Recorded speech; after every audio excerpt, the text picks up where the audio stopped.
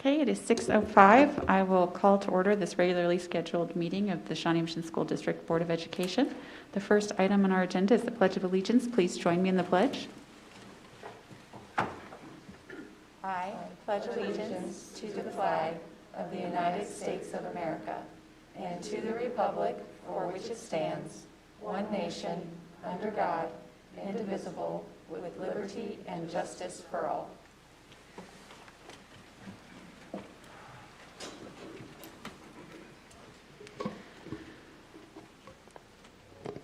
We have two hearings before our agenda adoption for the evening. The first hearing is our revenue neutral hearing. So I will call the revenue neutral hearing to order, and then I'm going to turn it over to Dr. Hubbard to just give us a briefing on this hearing. So we'll actually approve the item and the resolution later in the meeting. So at this time, it would just be open for anyone that would like to speak at the hearing. Okay. Is there anyone who wants to speak at the revenue neutral hearing this evening? Okay. We do have a regularly scheduled limit of 3 minutes for comments, and Terry will start the clock. Sure. This won't take 3 minutes. Hold on. Looks like Dr. Sinclair has a question. I would just ask whether if our guest would please indicate whether you're speaking as a resident or on behalf of the organization for which you are a paid lobbyist that advocates for vouchers and lower school funding for Shawnee Mission and our public schools, or in some other capacity. If you could include that in your 3 minutes. I'll be happy to do that, and I'll start by correcting your false statement about what I do and what we stand for. We are here, I am with Kansas Policy Institute. I am the CEO, and what we do is advocate for better education opportunities for all students. Because unfortunately, in Kansas, we have more high school students below grade level, according to the Department of Education, than are on track for college and career. Right here in Shawnee Mission, a third of the high school kids are below grade level. That's according to the Department of Education. We are working to do that. We are not advocating to reduce funding or anything. I don't know where you get that, but that's what some people say when they don't want the truth to come out about student achievement. Now, if I could, I'll go into the revenue neutral comments. The notice that was put out has a individual rate for general and for capital outlay, but not for any of the others. There's a proposed rate, but not a revenue neutral rate. And where can we find, can you give us those revenue neutral rates tonight so that we can make an informed opinion on each of the property tax increases or decreases that you're proposing?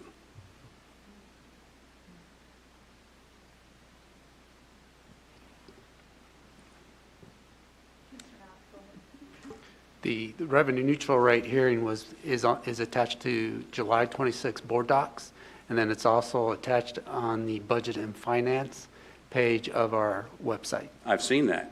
I've not seen the revenue neutral calculation. The notice that was put out for this hearing, I have a copy of it here, does not have the revenue neutral rate for like supplemental general and bond and interest.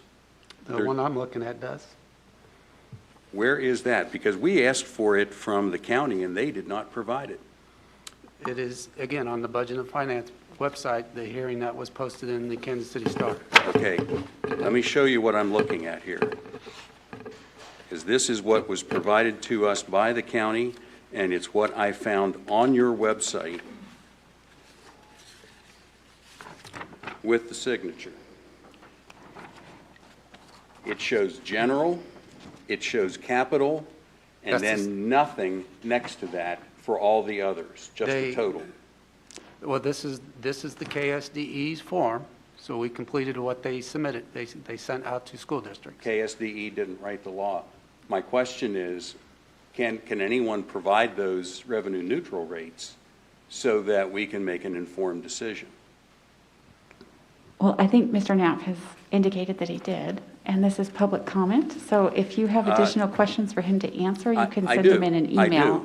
I do. You can send them in an email. I do have And additional questions. That's My good. time was taken up by failure to respond to questions. The My public other comment question, portion my is for other 3 question minutes, Mr. is, Traber. The my public other comment question portion- is, Please submit it in an how email. does the district justify almost a You 15% can submit it in an increase in email. capital outlay tax when You so can many submit that people in an in this email. county and this district are struggling? You can submit that in an email.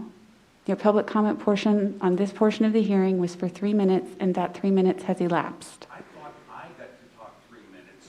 You ceded your time in asking a question. Yes, you did. Mr. Traber, this portion of this section of the evening is concluded. Are there any other individuals? Are there any other individuals who have questions at this juncture? My questions are out. Thank you. We will now move on to the budget hearing portion of the meeting this evening.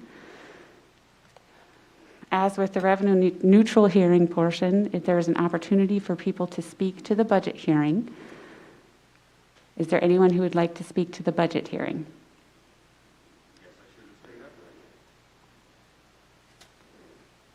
Terry will reset the clock when you begin. I have 2 questions. The first one, there's a new state law that requires school districts to certify that they've put enough money into the instruction function of the budget so that students can achieve the Rose standards, which is, has been equated to grade level. Your proposed budget has an 8% increase in instruction, but that's the smallest increase of any operating function in your budget. And so with barely half of the $15,000 per student that's being budgeted to instruction, I'm wondering if there's anything in your budget or in your planning that indicates how long it will take this district to get all high school students to grade level. I won't bother, I know there's not an answer to that because that would just take up my time. My other question deals with the capital outlay projections. There's line items in here to spend $407,000 on communication services and $836,000 on instructional leadership. I'm wondering what these expenditures entail and whether any of that is being spent on payroll. You have an opportunity to make comment. But you don't have any intention of answering. If you would like questions, answers, please submit them via email to Mr. Smith, our communications director, and we will get answers for you. I thought this was a hearing, Yes, sir. It is a hearing. but the public can't get any feedback on the budget proposal. We are here to hear what you have to say, sir. Sort of. Thank you. Is there anyone else who would like to make comment on the budget at this time? Hearing none, the budget hearing is closed.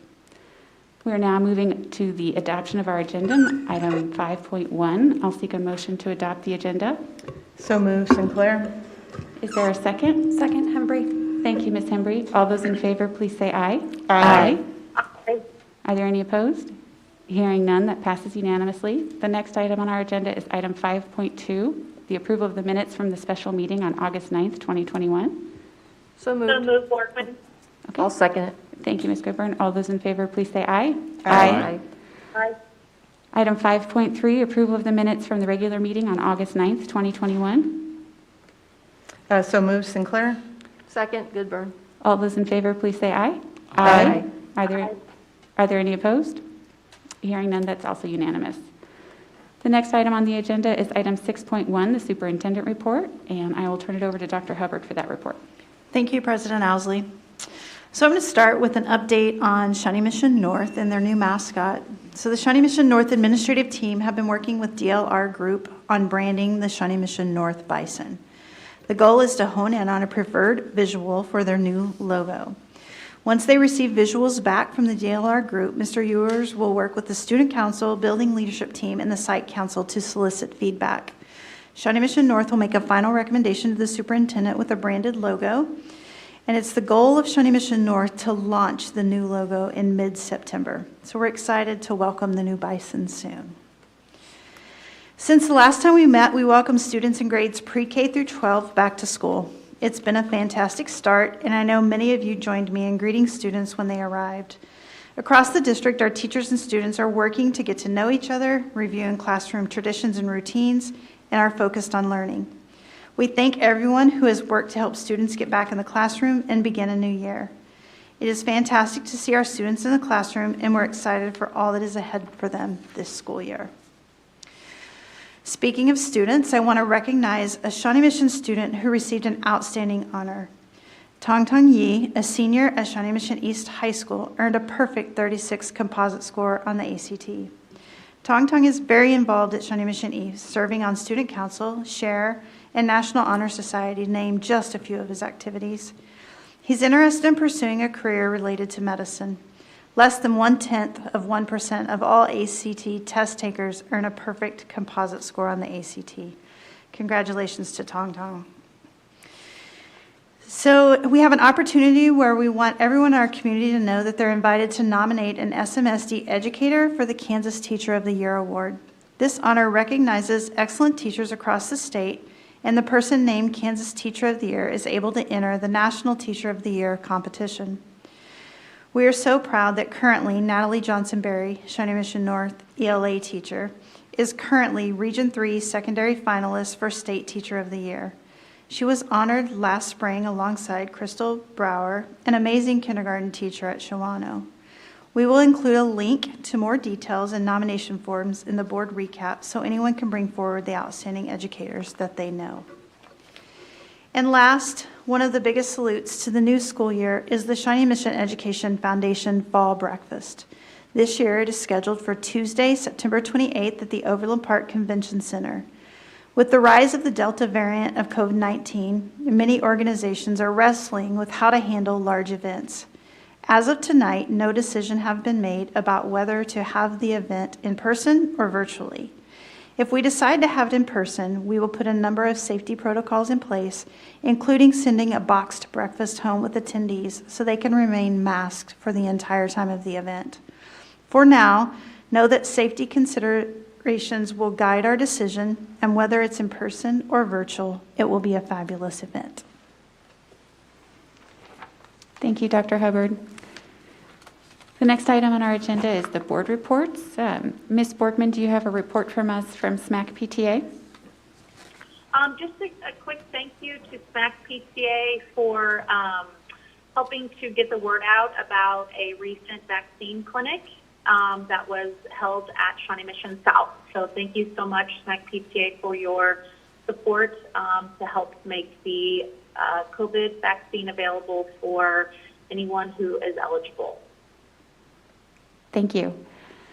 Ms. Embry, do you have a report from us from the Education Foundation? No, that breakfast is the September 28th. That was my only update. Thank you.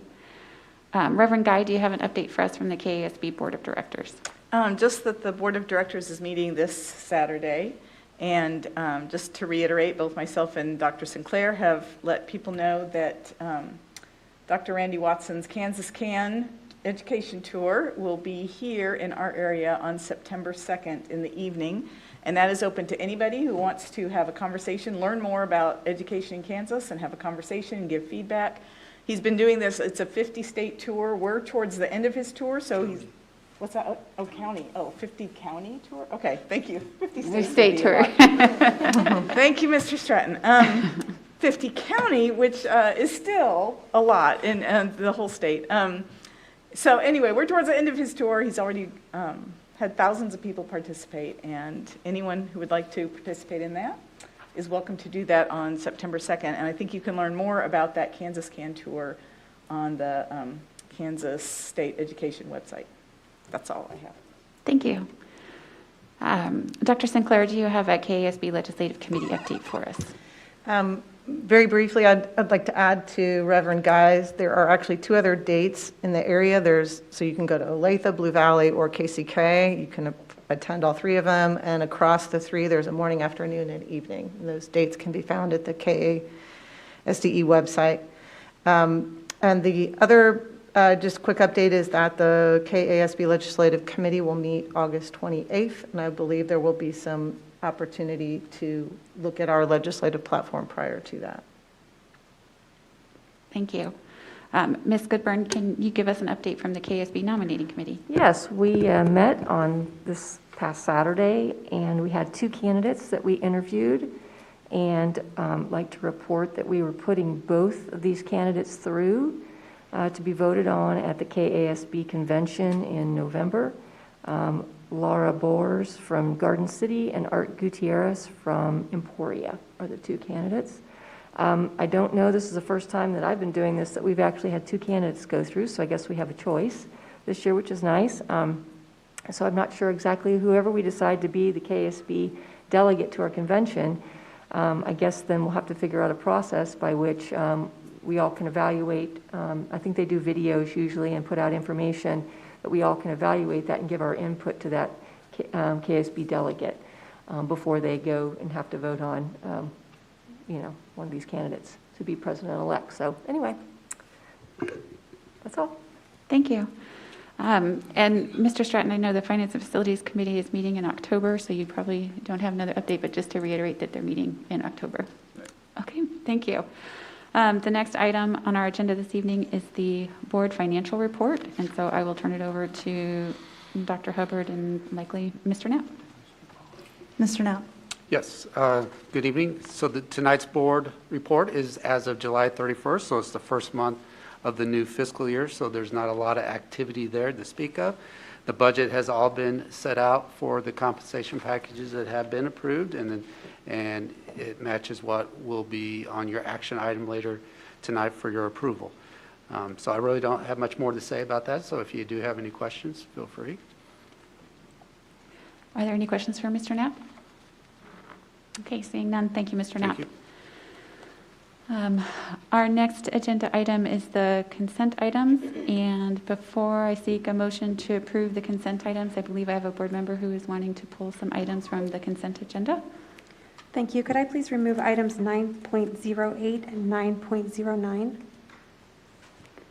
Yes, and so what I will do is seek a motion for approval of the consent agenda minus 9.8 and 9.9, which we will then work afterwards. So moved. Guy? Thank you, Reverend Guy. Is there a second? Second. Thank you, Mr. Stratton. All those in favor, please say aye. Aye. Aye. Are there any opposed?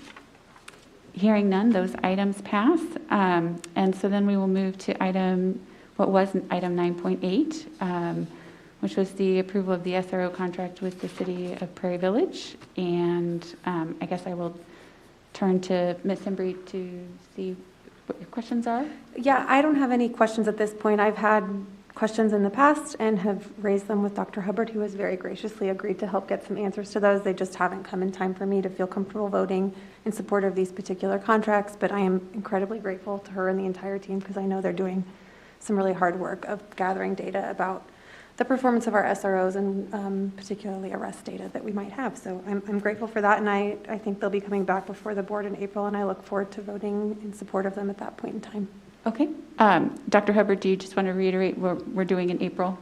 So in April, we'll have a program evaluation around safety and security as a whole, which will include our DROs, SROs, and just the program as a whole. So we are currently working. We had an early meeting setting up baseline data that we'll be collecting for the year and looking at previous data as well. So we'll have that. And then we plan to bring all of our city contracts at the April meeting as well. So they're all in alignment. So you'll see them all at one time from this point forward. So these contracts, 9.8 and 9.9, are just between now and the April meeting? They will finish through this school year, and then in April, at the June meeting, we had, I believe, 3 other contracts for SROs. So at the May meeting, we'll do all the cities together for the 22-23 school year.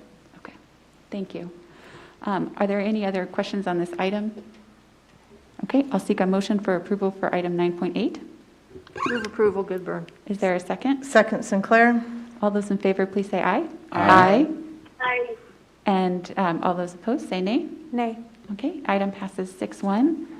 Moving on to item 9.9, this is the approval of the SRO contract with the City of Lenexa. I'm assuming the comments and the questions are the same as they were for 9.8. I'll just look for nods. Okay. So I will seek a motion for approval of item 9.9. Move approval, Sinclair? Thank you, Dr. Sinclair. Is there a second? Goodburn. Thank you, Ms. Goodburn. All those in favor, please say aye. Aye. Aye. And those opposed say nay. No. Thank you. That item passes 6-1. Okay, moving on to item 11.1. This is the election of the delegate to the KSB delegate assemblies. And so I guess what we need to do is see if there is someone who would like to represent us as at the delegate assemblies. Reverend Guy, or are there any other members who are open or willing to consider? And then we can vote if there's more than one.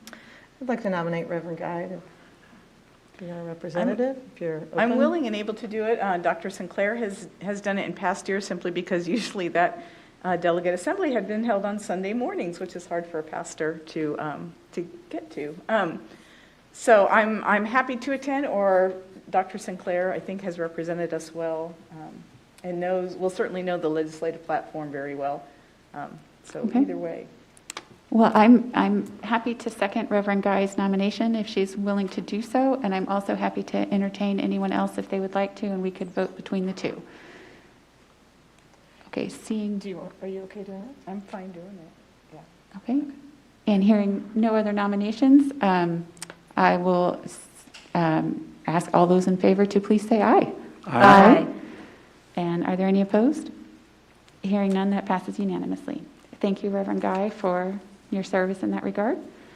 The next item on the agenda is 11.2, approval of the revenue neutral tax rate resolution. What I will do is seek a motion in a second, and then Ms. Goodburn is going to read the resolution for us. So is there a motion for approval? So move, Goodburn. Thank you, Ms. Goodburn. Is there a second? Second. Second. Okay. I think Mr. Stratton was first out of the gate there with the second, and then Ms. Goodburn, can you read the resolution?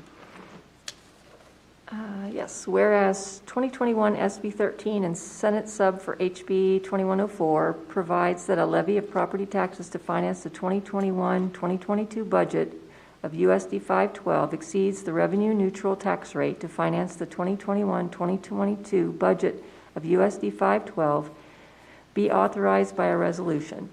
Now, therefore, be it resolved by USD 512 that the 2021-2022 budget with a levy of property taxes exceeding the revenue neutral tax rates calculated for 2021-2022 as adjusted pursuant to 2021 SB 13 and Senate sub for HB 2104 is hereby adopted. Adopted this 23rd day of August 2021 by USD 12, Johnson County, Kansas. Thank you. All those in favor, please say Can I- aye. Oh, can of you course. I'm sorry, discuss? Mr. Stratton. Sure, yeah, of course. This is the same item that we discussed with Russ at the last meeting too, I believe. Right. I just would like to turn to Dr. Hubbard to see if she or Mr. Knapp want to respond to the questions that were Sure. posed by the patron. And I'm going to defer that question to Mr. Knapp.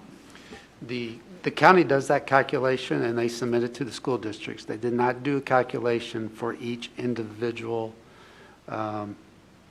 fund. They did it for the general fund, capital outlay, and then they combined the other ones into one fund. That is what's presented on the hearing that was presented in the STAR. Go ahead, Dr. Sinclair. Can I repeat my question just to see if there's been any clarification from the legislature or from related entities that would clarify the conflict between revenue neutral vote and the state statute that requires us to contribute 20 mils towards the school finance formula? So why are we having a revenue neutral adjustment that would we even be in our legal parameters to vote in the affirmative or to keep our revenues at 19 when our state statute requires us to put in 20 mils? So have we had any clarification on that conflict of statute from the legislature? I have not had any clarification other than its compliance from KSDE. Got it. That's correct. We just attended our budget workshop with KSDE, and State statute says you do 20 mills for your general fund. Okay, thank you. And I just want to say, Brad, I don't think he's a patron. I don't think he lives in the district. Yeah. Can I ask Go ahead. just a confirmatory question? This is the first time we've had to do this kind of hearing, and we did not have to do it in prior years because it was not required by the state legislature. So while some of this language of saying that we are going beyond our revenue neutral tax rate sounds big and scary, it's fairly consistent with what the kind of budget and the kind of budgeting we've done in all prior years. We're just doing this hearing for the first time. Is that accurate? That is correct. Thank you. Thank you. Jamie, do you have any questions? Nothing on this. Thank you. Okay, great, thank you.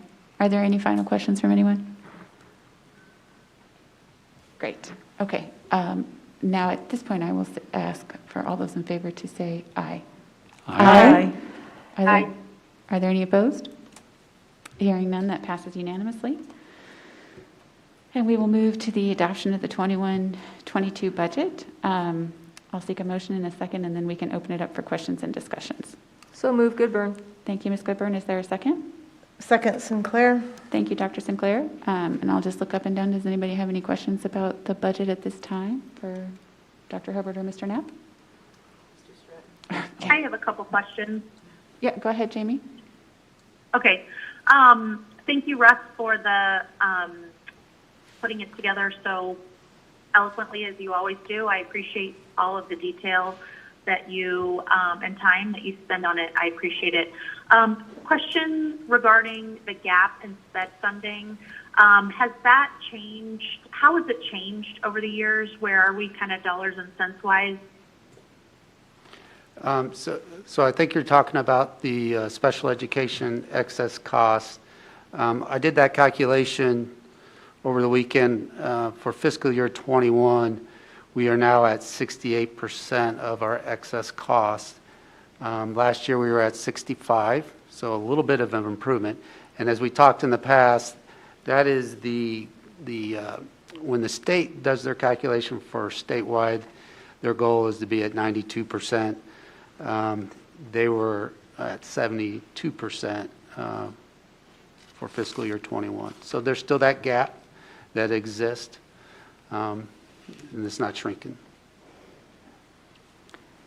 So just to clarify, the state is supposed to fund special ed at the 92%, but last year it was at 72%. So there's 30% shy of what their statutory obligation is to fund special education? 20%. 20%. Yeah. Thank you. That's why I'm not an accountant. Thank you. Yes. Are there any further? So how much? Go ahead. How much is that? How much is It that would take 20%? probably about $8 million more in special education state aid to get us, just Shawnee Mission, to 92%. Did you catch that, Jamie? I'm sorry? Did you catch it was $8.2 million Yeah, To the state. yes. to the state? Okay. And then some just one or two other questions. I'll pause and see if there's anyone else. I don't want to take up time, or I can defer to somebody else if there's another question. Actually, since you're on the phone, go ahead and finish your questions, and then Okay. it'll be easier for me to just run Sounds down it. good. Okay. Perfect. Sorry, the phone is so awkward. I apologize. I'm on a work trip.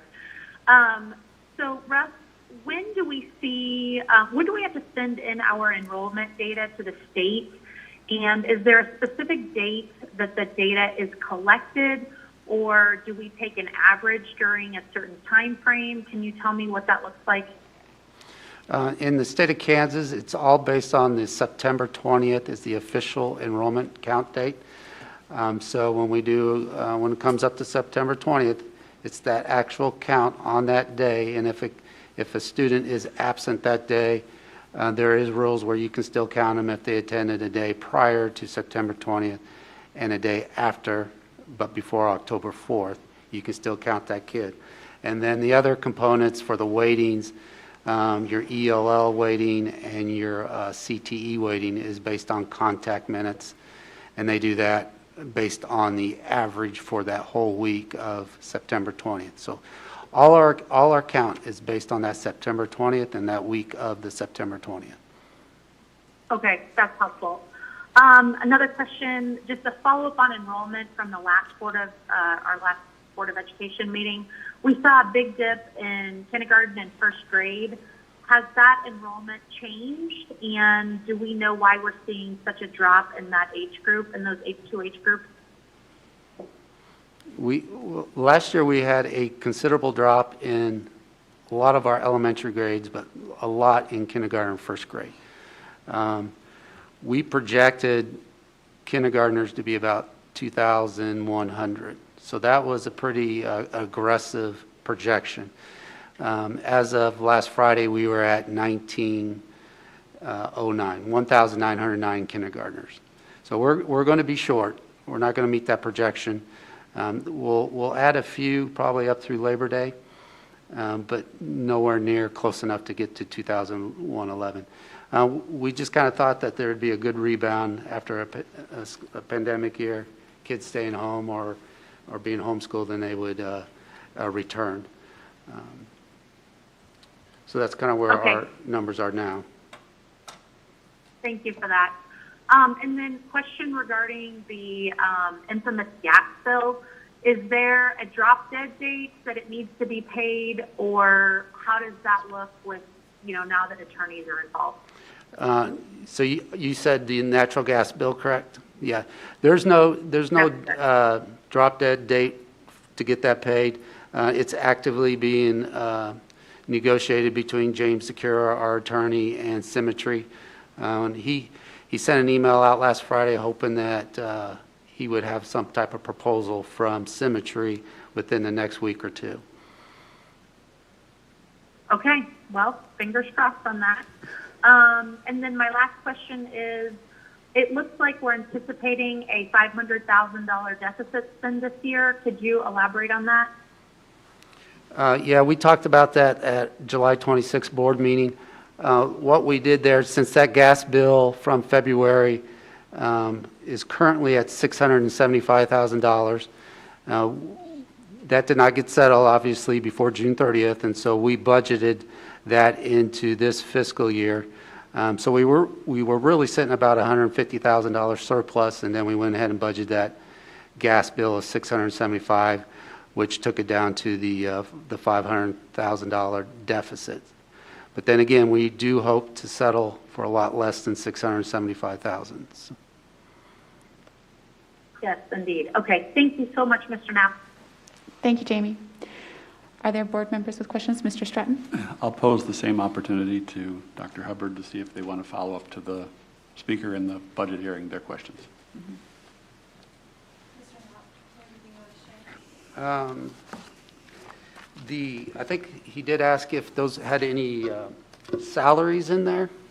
There's no salaries in there. That's all for, the communication line is for cameras and the TV studio equipment. And then the instructional leadership is for a PowerSchool software that we use to track our students. And so that's a software cost that is now allowed. And then they get a little bit for equipment if they have any type of contingency items. But there is no salaries in any of those costs. And the software is Skyward, correct? This one is the PowerSchool, and I'm not familiar with it. So Dan Grumman uses it for his assessment research. Thank you. Go ahead, Dr. Sinclair. Did I interrupt you, Dr. Urban? Okay. I think there was a little bit of misinformation or misunderstanding, maybe in comments as well, about instruction. And so I think it would be helpful for me to hear again the budget accounting category for instruction, what that includes, and then the other support for student learning, those other categories, and who the other staff are in those other categories. Could you? Sure. So our instruction is our definition by the federal account codes. So our instructions is the teachers that are in the classroom, and then the other student support expenditures, which is another category, that will include your social workers, your counselors, your nurses, psychologists, speech pathology, those type of positions. That falls under your student support expenditures. And then you also have instructional support expenditures for your librarians and a lot of your professional development type staff. And then also is there also then kind of a whole nother section on bus, like transportation and Yeah, so your food service and all those folks? transportation and food service obviously is broken out separately, but that all directly impacts your kids. Thank you. Ms. Embry? I'd be interested to hear where the largest gaps are in our budget. I, over the course of the last year, have sort of heard things we wish we had money for and don't, and I'm wondering if you could point out for us a couple of those things. You know, I have my own little list here about SPED funding and more payment for classified teachers and transportation for signature programs and middle school athletics. Like, I guess my question is sort of, where are the gaps that we wish we could be filling right now? I'll start. In addition to all those things that you just said, I think for me, the biggest one is around instructional resources. And we've done a really nice job of trying to close that gap in the last couple of years. And Russ and Dr. Atha have done a very nice job at really trying to get that budgeted to support the instructional resource cycle, historically known as textbooks, right? But there's so many additional items other than just a hardback textbook that are included there, software renewals. And the biggest difference between historical and now is when we purchased a textbook that was in a kid's hand, while the lifetime cycle of that textbook might be recommended of 5 or 6 years, you could always go past that, right? I mean, especially for, depending on the content of the book, but for many, you could use the same textbook for many, many years.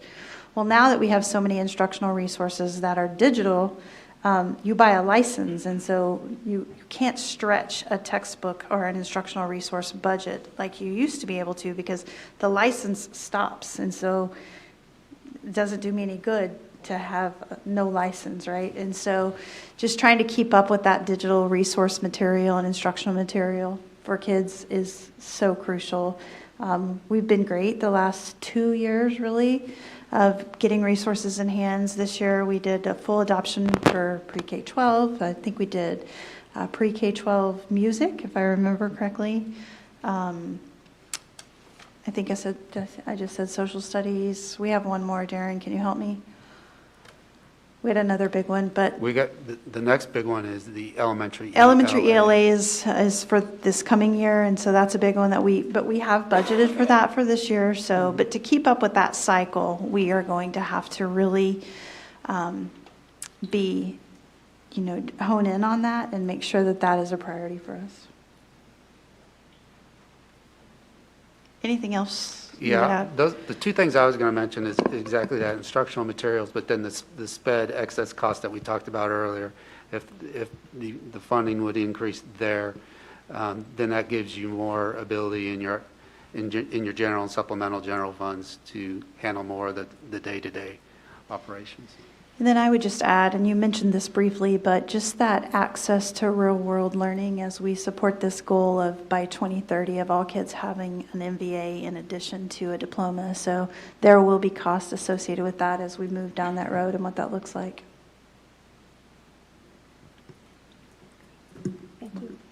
Thank you. And I would like to add that we got those elementary class sizes lowered with the ESSER dollars, but I'd like to keep them that way.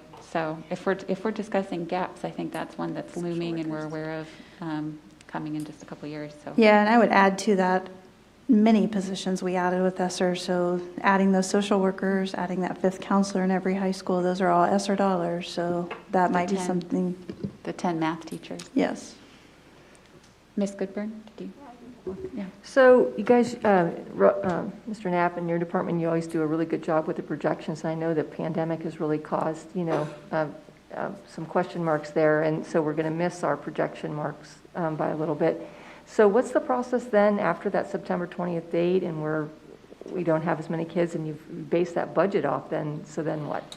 Yeah, so if you remember, maybe 2 or 3 years ago, the law changed. So our head count for this year is based on the hire of the 2 prior years. So the head count, we won't fill the impact this year. We will fill it next year's budget because it will be based on what our count is this year. Okay, so when we do the budget for next year, it's either based on the hire this year or the prior year. Well, last year wasn't very good. That was 1,500 kids down. So next year's budget will be based on this year. But the weightings that we will turn in on September 20 will impact this school year's budget. And so if the kids are down, our contact minutes and a free lunch count will be down, and so that'll impact our state aid in the current year. Okay, thank you. Are there any final or additional questions for Mr. Knapp? I had one additional question, I'm sorry. It's sort of a process question about how are we incorporating feedback from our principals, staff, and parents into the budgeting process? We're such a behemoth. I'm curious how we build this budget to be reflective of our frontline folks. So we always look at historical spending, actuals versus budgeted. So we would take into consideration every department has the ability to request more funds if they need them for particular reasons and justify why they need them, or reduce funding in areas that they may no longer need. In addition to building principals are provided that ability. Also correct, Russ? Building principals, yes. Mm-hmm. And then from a obviously tonight, parents could have spoken at the hearing regarding the budget. Is there anything you would add? And I would say that they go in the biggest component of our budget is salary and benefits. And so each January, February, Dr. Schumacher and his team works with staffing for all the elementary, middle, and high. So that's the biggest part of the budget, and they work closely with the HR team for the proper staffing for the next year. Thank you. I might add teacher negotiations as well. I mean, those are open conversations where we talk a lot about the budget. Dr. Sinclair? Just thinking, kind of moving forward, how much would you say that the strategic plan informs alignment of the budget, and to the extent that parents and community members continue to provide, feedback to the strategies and goals of our strategic plan, really drive our budget allocation? So as we've mentioned before, the strategic plan is absolutely driving the work that we're doing, and that's kind of back to my conversation about instructional resources. It has definitely been driving the additional funds put towards resources to support the strategic plan moving forward. Professional learning initiatives in those areas, especially around the area of that strategy 2 and ensuring that people feel that they belong and that they're comfortable so that they can be successful, and in that area 4 around RTI and the professional learning that has come with RTI and professional learning communities. Thank you. Let's not forget strategy 5, where the bond, right? Okay. Okay, I think we've got all our questions out. Okay. All those in favor, please say aye. Aye. Aye. Are there any opposed? Hearing none, that item passes unanimously. And the next item on our agenda is item 11.4, approval to purchase the referee services. So I'll get a motion and a second, and then we'll turn to Dr. Hubbard for a quick word. So moved. Thank So you. moved. I got a motion from Mr. Stratton and a second from Ms. Borgman. Dr. Hubbard, do you have a couple comments on this? So this is just an annual purchase that we have, and this is a service that we use to provide referees for our high school and middle school athletic competitions. All those in favor, please say aye. Aye. Are there any opposed? Item passes 7-0. The next item on our agenda is 11.5, the approval of the agreement between the Board of Education and the Shawnee Mission School District and NEA Shawnee Mission. I'll seek a motion and a second, and then we'll just get a quick word from Dr. Hubbard. Move approval, Sinclair? Thank you, Dr. Sinclair. Second, Hembry. Thank you, Ms. Hembry. Dr. Hubbard? So we're always excited to see an agreement between the Board of Education and NEA Shawnee Mission, and I think over the last couple of years, the IB process has really supported getting us to this point, so it was overwhelmingly ratified, and so we have it before you for approval. Thank you. Are there any questions? All right, all those in favor, please say aye. Aye. Are there any opposed? Item passes 7-0. Thank you, everyone, and thank you, NEA Shawnee Mission. The The next item on our agenda is item 11.6, approval of the agreement between the Board of Ed and the NEA Shawnee Mission parent educators. I'll seek a motion and a second. So move, Goodburn. Thank you, Ms. Goodburn. Second, Hembry. Thank you, Ms. Embry. And Dr. Hubbard, I'll shoot it back to you for just a moment to explain what this is. And again, we negotiate separately with our Shawnee Mission parent educators, and so this is an agreement between the district and the parent educators, and we're excited for this to be in front of you as well. Great. Are there any questions? All those in favor, please say aye. Aye. Aye. Any opposed? Hearing none, that item passes unanimously, and we are to the end of our meeting and time for board comments. So I'll start with Ms. Embry, and we can work our way around. No comments. None for me. Thank you, everyone, for being here tonight, and I'm excited about the approval of the ratified agreement with NEA. I'll second that ratification and just want to acknowledge kind of we're back to school and focused on learning, and just wanted to extend my gratitude to all the building and district staff for welcoming our students and families back into school. Nothing for me, thank you. Thank you, Mr. Stratton. I don't have any comments. Thank you, Reverend Guy. Ms. Borgman, do you have any closing remarks for this evening? Nothing, thank you. Thank you. Well, our next meeting is on September 13th. There are no executive sessions following this meeting, so we are adjourned for the evening. Thank you very much for attending.